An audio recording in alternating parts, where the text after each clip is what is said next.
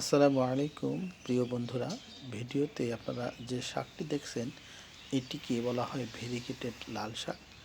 এই শাকের প্রধান বৈশিষ্ট্য হচ্ছে পাতার সবুজ এর সাথে লাল বা হলুদ রঙের স্ট্রাইপস থাকে, যে কারণে এটিকে ভেরিগেটেড লাল শাক বলে।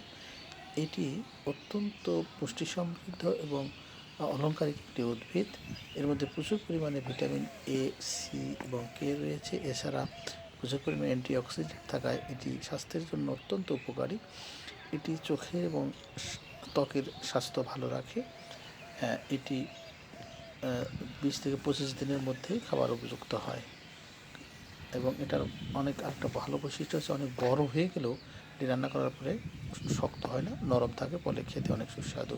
তো প্রিয় বন্ধুরা, আমার এই ভিডিওটি যদি ভালো লাগে তাহলে অবশ্যই লাইক করবেন এবং শেয়ার দিয়ে পাশে থাকবেন। আমার এই ভিডিওটি দেখার জন্য আপনাদেরকে অসংখ্য ধন্যবাদ।